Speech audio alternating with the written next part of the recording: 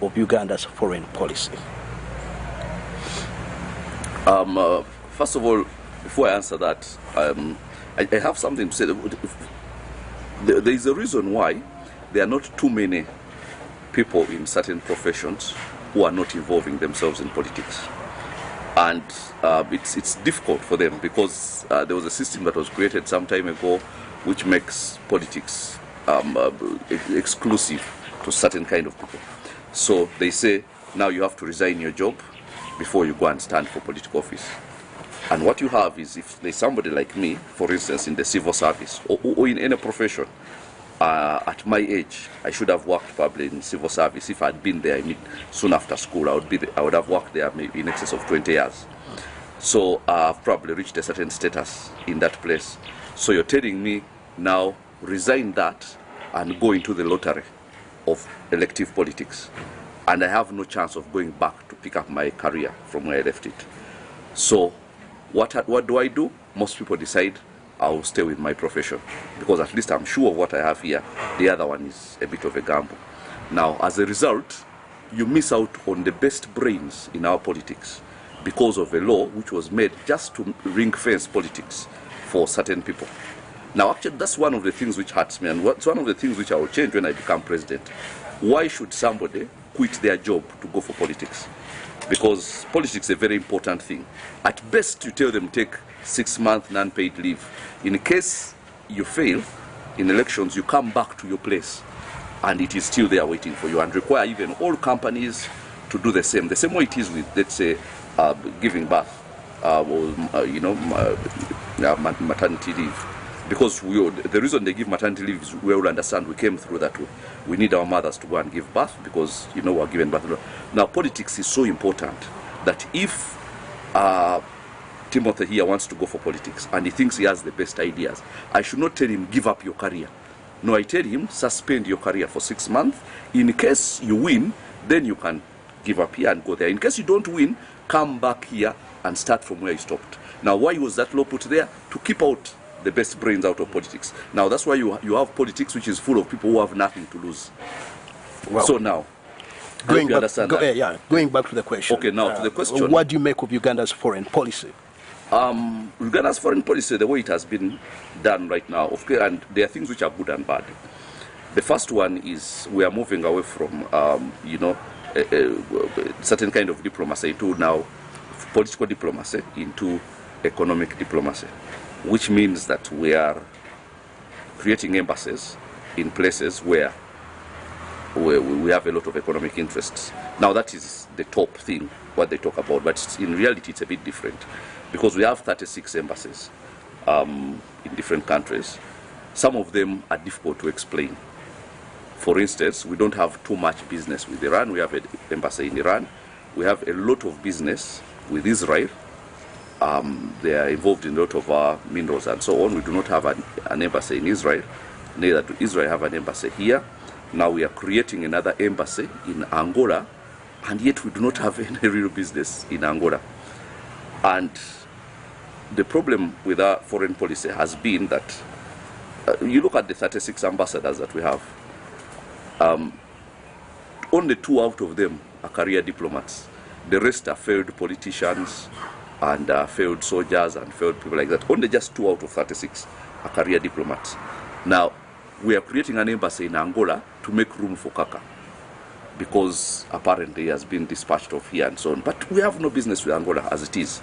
And there are countries with which we have serious business where we do not have embassies. So, in brief, the way our foreign policy has been is a bit haphazard. Now, what I would do is I would move more in the direction of economic diplomacy. And now, establish embassies, number 1, in places where we have serious business, and number 2, make those embassies pay for themselves through what they bring into the country. For instance, they will have, most of these embassies here actually pay for themselves, even for the first world countries, through visas and so on. But of course now that's not going to be a means for us, but it can be through tourism. How much, so an embassy sustains itself, and because we say we need to see this number of tourists coming to Uganda from your country. So we kind of build up the But economic diplomacy of them. there is some school of thought that actually Uganda's foreign policy has completely been abused by those who wield power, more especially when we create what I would call security instabilities in other countries. Of course, you know, we have had several deployments in South Sudan, in the Central African Republic, in Congo. Here we are in Sudan. The other times, last year, the beginning of last year, we saw deploying in Equatorial Guinea, and one would wonder what business do we have in Equatorial Guinea. That leaves Uganda's bilateral relations with other countries in question. No, it's because it's been governed by people at the top for personal interest. First of all, what's happening in Equatorial Guinea is army for hire. And that's what we are, because Equatorial Guinea is a very rich country with a lot of oil and a despotic government like ours. And they needed somebody to come and guard their president. And so they take our... But it's very dangerous for us to sell an impression that we have, an army for hire. It's not good whatsoever. Not that I have anything with, Equatorial Guinea and so on. But what we see in wars elsewhere, they have all been for the personal benefit of a few people, which is the way this country has been anyway. Look at what happened in Congo. We went into Congo, stole a lot of gold, stole a lot of timber. Congo went to the international courts.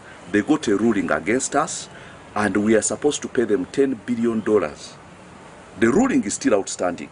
And just because we haven't paid that money yet doesn't mean we will not pay it. Because the thing with court rulings, once it is there, and it's an international court ruling, at some stage, it has to be, something has to be done. Either we go and negotiate with Congo and settle out of, that, or which we should have done as soon as Congo went to court. We should have settled, because that time I think with Kabila there was a bit of a friendly relationship, but they didn't take it seriously. Then you have a ruling against you for $10 billion. That's a lot of money. That's actually almost the entirety of our budget in 2021, which we have to pay Congo. But here is the thing: who took the gold? Who took the timber? It is a few people, but who pays the burden? It is Uganda. Now that's what it has always been. The personalization of resources and the nationalization of debt. Does this bother you as a president-to-be, that a national army is being used to score individual interest in other countries? Of course it does. That's the whole point, because a national army is supposed to be for interests of the nation. Now that's how it is elsewhere. There is no place where people will deploy soldiers unless the country has an interest in that place. And now that's as a national interest. Because look at what happened in South Sudan, for instance. We send UPDF there, go and cause a lot of change there, and then now there is business opportunities opened up. Now that's what usually happens. That's when now it is time to get payback for what your soldiers did. Because always, the way the world runs, when the soldiers do their work, after that is what? Businessmen to go and come and cut deals to make money. Guess who was there cutting deals? Kenyans, not Ugandans. And so we lose a lot of business in South Sudan. Yet actually that would have been an opportunity for us at various levels to go and start businesses there. And actually Kenyans benefited. So Ugandan soldiers go and fight. When they finish, Kenyan businessmen go and get all the money. Now how fair is that? Of course that's because of bad leadership. That's the truth. And we are renting out armies here and there. Of course there was a genuine cause in Somalia. But even there now, the confusion has come to an end. It looks like even America opened an embassy now in Mogadishu again, and they're even asking us to leave. We're actually the ones requesting that we do not leave. And there was a time when even if this president threatened that we are leaving Somalia, everybody would come running, please don't leave, we need you there. But now it has changed. Now he's the one begging to leave. So this whole renting of the arm, of course, has been a means of financial gain. What the classic example is what happened with Congo. There are so many people who enrich themselves, top soldiers, top politicians who enrich themselves of Congo's, resources, and yet it is now Uganda, collectively, which is going to pay the debt. So do we need reforms in Uganda's foreign policy, more especially the economic aspect? Because we see the battles that we have fought in many countries, we could be using it as a stepping stone to secure economic interest there. But we step out and we leave for others, for other countries to take over. Of course, that's the point. Now, here's the thing. When I came into politics, I said that I'm reclaiming our country. And our kin. So it's a rock, okay? Reclaiming our country and our kin. Now, the whole point here is the country has been taken away from us by certain people who control everything. And the rest of us are at best a market, you see. At worst even slaves, but at best a market. So you're a market to purchase things which belong to certain people, but they are the ones who have almost all factors of production which have been taken away from people. So the whole point, and that is true for economic policy in the country, it's true for foreign policy, as I've explained to you. It is true for our budgeting, for everything, even our business policies, even our tax policy is all based on one thing. There are people who are indomitables, who are untouchable, and those ones are exempt. Then there are those on whom the whole burden of tax has to be put. So that's what I say, we have to reclaim our country, because we do not own it. That's the truth. In the first 100 days, if you take over office, what would you do with the presence of our soldiers in Somalia, the presence of some of our forward bases in South Sudan, the presence of some of our soldiers who were hired in the Equatorial region? Are we seeing you recalling back their presence, them back up? No, the thing is, I can't stand from where I am and say I'm going to recall them back. I have to get there and understand what, I have to understand what interest we have here. So this mission to Somalia, what does Uganda as a nation get? And I'm talking about in terms of business opportunities after we've created peace, and diplomatic and all sorts of other things. But how many businessmen Ugandan business? That's my point. That's my point. That's why I would say that can we have business here? Now that we have soldiers here, can they be followed by business? Because that's what happens elsewhere. Look at the way other countries do it. After the, I remember when NATO went and started bombing Gaddafi and so on, and so as soon as it became clear that Gaddafi is going, then the next thing I hear that the NATO countries and America are sitting in Cairo to discuss how to rebuild in Libya. They were discussing how to share Libya as well. That's what they are doing. They are not interested in rebuilding Libya. Of course, it's still not rebuilt. But the thing is, we've spent money doing this. Now we have to recover that money. Not that what they did is good. That's not what I'm suggesting. But what I'm saying is, if we send an army to Congo, we have to know that there are going to be commercial business interests which are going to benefit us and the expedition there, and us as a country, not as individuals. And the expedition there is not on our cost, because we can't afford that. So that is true for every other country. Now look, at some stage we actually had a lot of support for Rwanda when they were going to fight, to stop the genocide and all that. But we can't even open up a border with Rwanda. And you think we have any sort of diplomacy? We can't even discuss with a real sister country.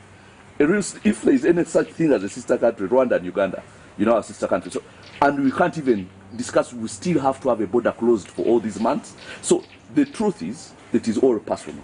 So when there is a personal quarrel, it affects the whole country. So many people, if you go there, have been affected by the closure of the border on both sides, and it is totally unnecessary.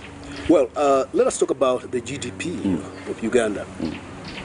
Well, there have been several reports from the central bank, from different economic experts, saying that there has been tremendous growth of Uganda's GDP. But some of us who have read economics to a certain level, you cannot talk of economic growth or GDP growing by a certain percentage when you still do less exports as compared to imports. That's true. What you're talking about, our balance of trade, is one of the worst in the region. Do you know even Burundi has a better balance of trade than we do? And that's shocking, because what does Burundi produce? But you see, they have a better balance of trade because they don't import virtually everything.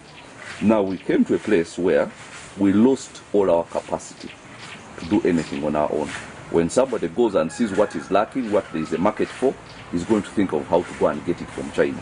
Even things which can be manufactured here and ultimately come at, a smaller fee.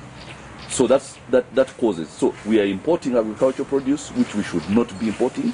It is the stupidest thing for Uganda to import anything agricultural, unless it's things which require very cold weather and stuff like that. But we should not. We are importing rice. You heard about that. How can we be importing rice? We even import groundnuts from Tanzania. I looked at that and I was in shock. How can Uganda import groundnuts? We import a lot of garlic. We import a lot of wheat. Now those are things which you should cut off our balance of trade and say, okay, we are going to import phones and cars and so on because we cannot make them. But at least let's start. We import Irish potatoes from Kenya. At least let's start saying these ones we can do here. We do not need to import. Then our balance of trade shrinks a bit, the negative balance of trade. And just so you know, up to 1989, we had a positive balance of trade of $30 million. Up to 1989. So that means we actually imported less things than we exported. Of course, most of the things we exported were agricultural produce, especially coffee. But we imported very few things, and a lot of the things we imported were actually machinery, agricultural machinery, tractors, harvesters, and things like that, because we were building ourselves as an agricultural country, an agricultural economy. And we exported a lot of coffee. Of course, at that time we were in the top two between us and Brazil. We still export a lot of coffee. We are actually 8th largest exporter of coffee, and still a lot of money. But so my point is, so how do you intend to fix that problem? I've told you one of the first things is reduce on the things we import by making sure that we do not for starters, we cannot be importing anything agricultural. There is absolutely no need for that. There is no country in the world which has better soil than we do. That is, even maize sometimes. We've imported maize sometimes. What kind of stupidity is that? Like, where you're blessed in all those areas, and rather than being exporting to countries which are not as blessed as you, in terms of, arable land, you're importing. So you first cut off those. What are things which we import, which can be, we can get here, we don't need to import? Reduce them, starting with agricultural things. There are others, okay? There is a lot of labor that we import here. There is very, look at our road sector. 70% of our roads are made by Chinese. And I'm not talking about high-tech roads, which our people cannot do here. Now, if you go to Kenya, any road construction that is $10 million and under, by law, belongs to local construction companies. If it is more, then they can think of foreign. Here, from 10 million shillings, you still have a Chinese. So when our people who are in road construction going to get anything? And now the thing is that those Chinese don't even subcontract our local people, and they can do that. You see, so those, we import a lot of labor. Of course, we export a lot of labor also. That's one of our biggest exports, by the way, cheap labor. We import a lot of agricultural produce. We import so many things which we can cut off our balance of trade. Then that is even before we now start saying, how do we increase our exports? So how do you reduce the balance of trade? Cut off what you're importing, which you do not have to import, and increase what you're exporting. Well, for 35 years, Uganda's fiscal policy has been having problems, more especially when you look at how the weak shilling that we have in the region.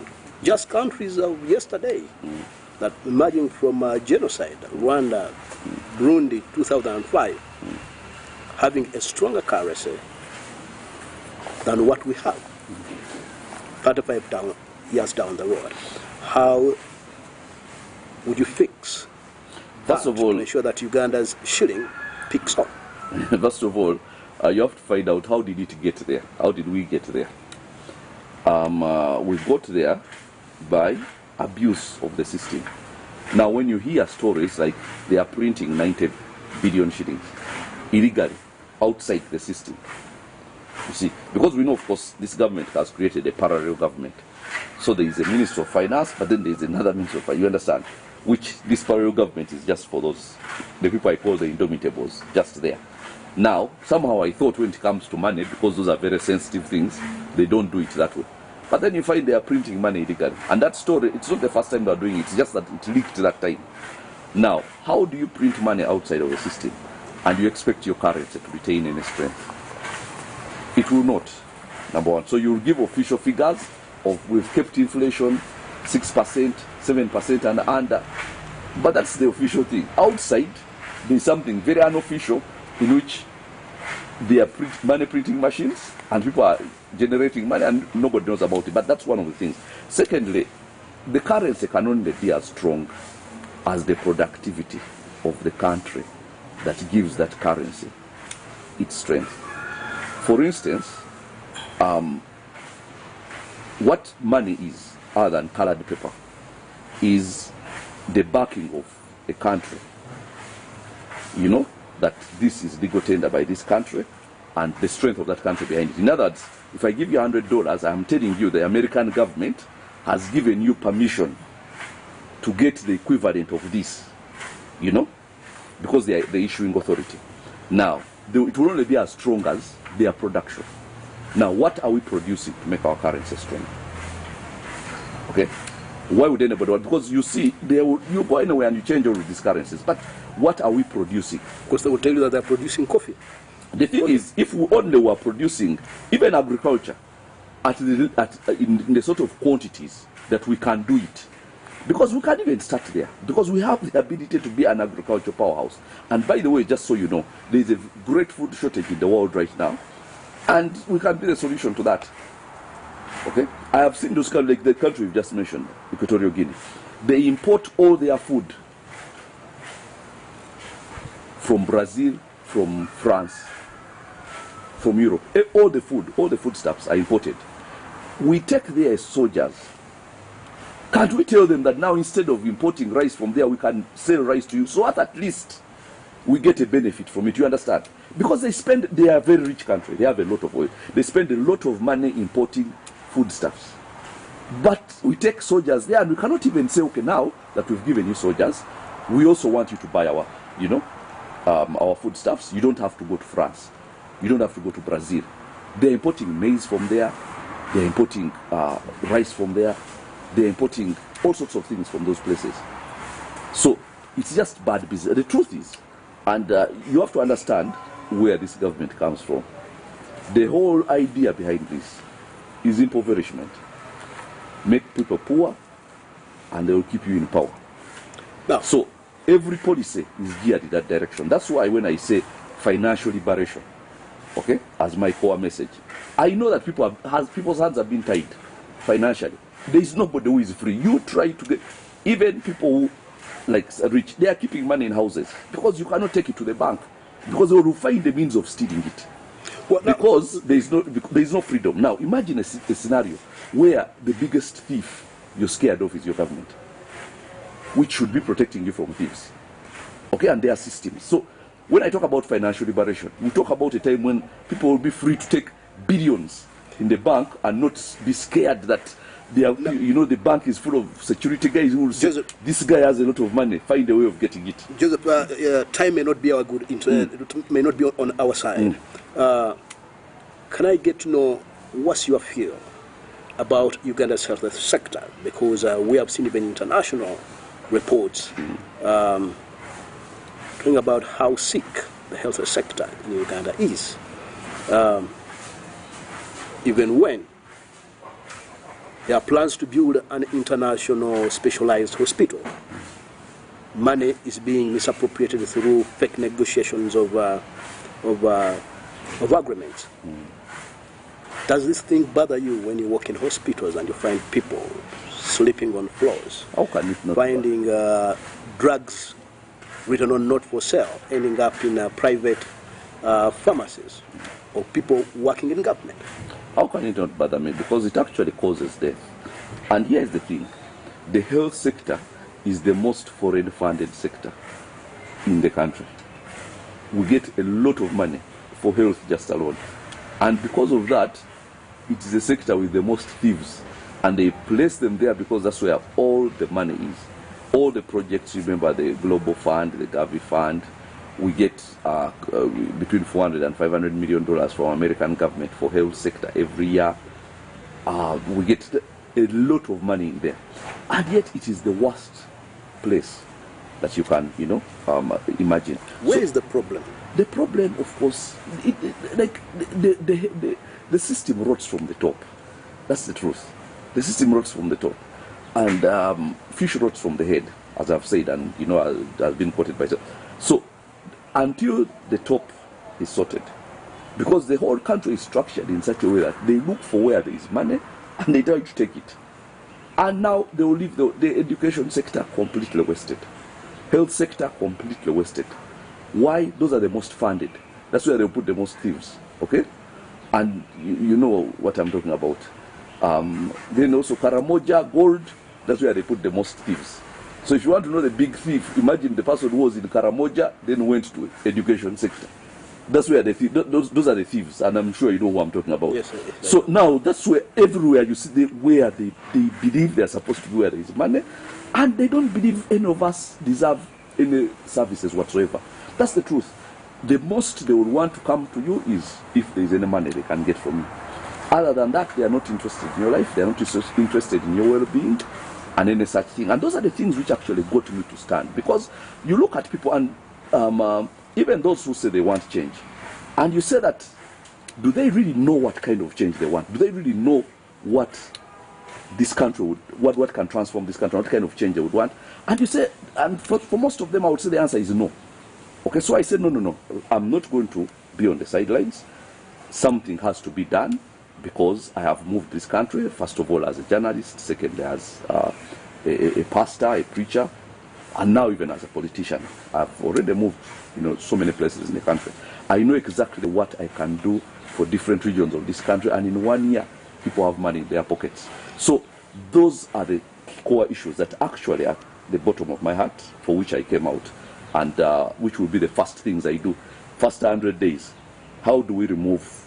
And there are so many things, by the way, let me tell you, Timothy, so many things you can do in 3 months, 100 days, and immediately people start seeing a change in their pockets. Well, Joseph, there is no democracy here. Let us first go in for a short commercial break. When we return, we shall start from the unemployment issue and how you are going to tackle the issue of corruption.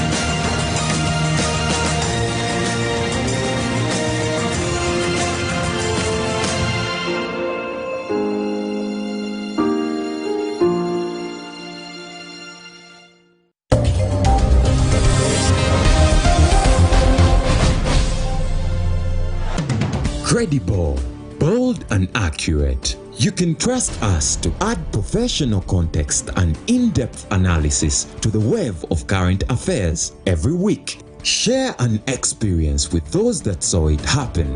A blend of opinions from journalists, subject experts, and involved participants. The Newsroom, breaking down the weekly top stories. Join us at 9:30 p.m. every Saturday, only on STV.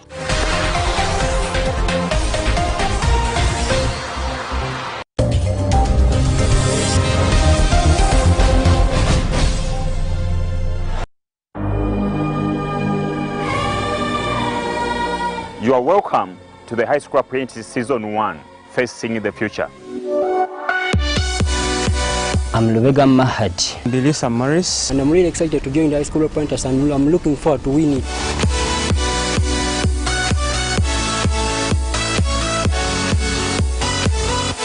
Buyajja natugamba nti bajja kujja batukime. Era nensanyuka nnyo okulaba nti mujja okumukima. The next task, it's more of a sports task.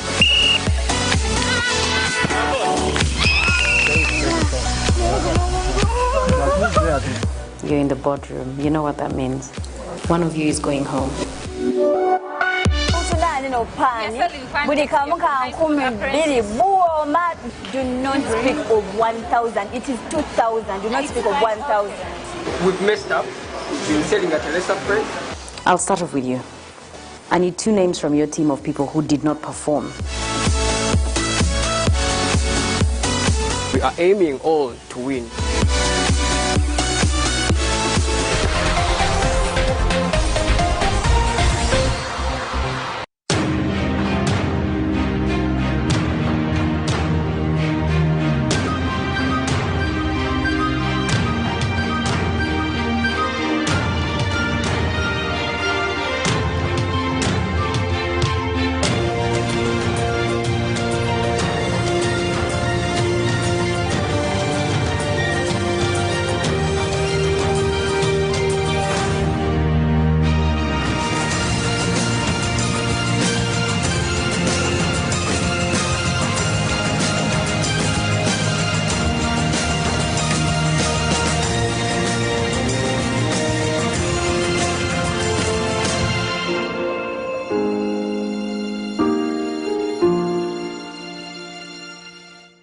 Well, welcome back from that short commercial break. Joseph, unemployment has been a talk of over 30 years. Many students are being churned out of universities, but where they end up, no one knows. Only to know you find many of them are on the streets. Even when billions of shillings are being allocated for skilling Uganda, what I'm hearing is being called a yoga, but the impact is not being felt.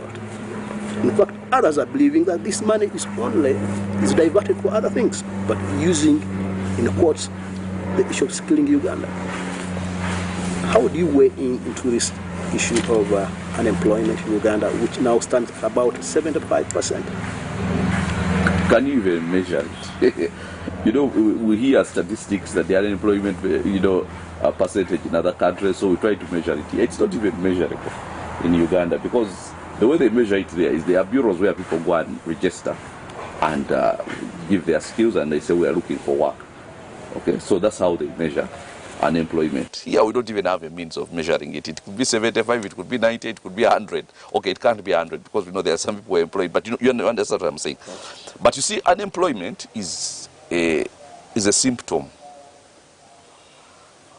of bad economic policies. So it just sifts through. Now, when I'm talking about those things of, we export this here, we do this, we take control of our economy and so on, those things automatically create employment. Okay, that's why you hear in other countries, presidents will say, we've created this number of jobs. What they are doing, it's not created jobs. What is done is saying, my economic policies have led to this number of jobs being created, and people credit him for the jobs created. So they see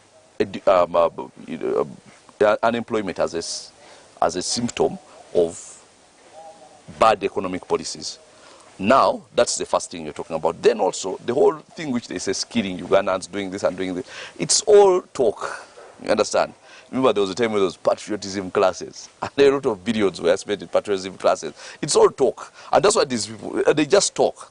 And nobody is interested in actually skilling Ugandans, not anybody in this government. So you have to know that from the top, you change just a few economic policies and make them Uganda-centric. Okay, I give you an example. For instance, of Kenya in the road sector, Rwanda, all the companies which make roads, 51% of the people employed have got to be Rwandan. Now that policy creates employment. Now we have people who will come here as investors, bring in a lot of their labor, and skilled, semi-skilled, and at the best will only employ the very low-scale, non-skilled people whom they pay very small money, and that cannot even be counted as employment. It is just survival. And there's a big difference between employment and survival. because we have people who are working, and they include their teachers paid 120,000 a month. How does somebody survive on that and get marry, find a woman and marry, have children on 120,000 a month? That is not even employment. That is slave labor. Then there are people who are those who they would say they create employment, who come and set up industries here and so on. Somebody works from 7 up to 8, 12 hours, and they are paid 2,000 shillings a day. Every day as you leave, they pay you 2,000. That is, you cannot count that as employment. That is slave labor. So that is survival. So now you see how countries around us have tried to change that. When it comes to this, you have to employ this number of Ugandans. Now, then they say, we've seen it in Tanzania, you have to prove to us that the person you're bringing, there is no Ugandan who can do that job.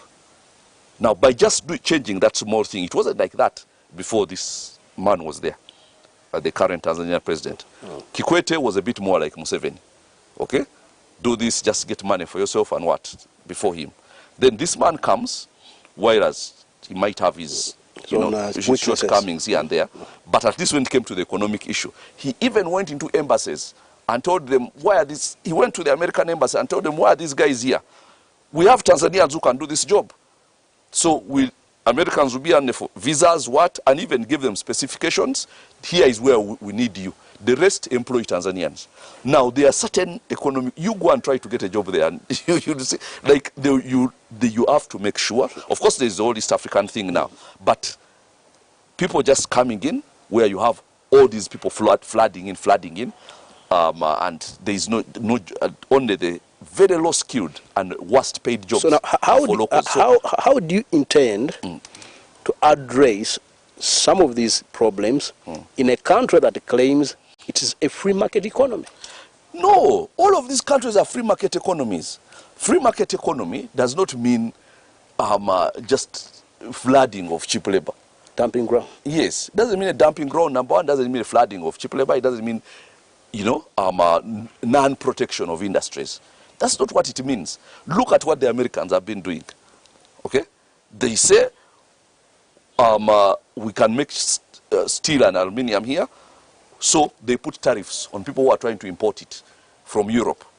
Europe complains, they say we have to protect our steel and aluminium workers. And what happens? The industry comes back alive.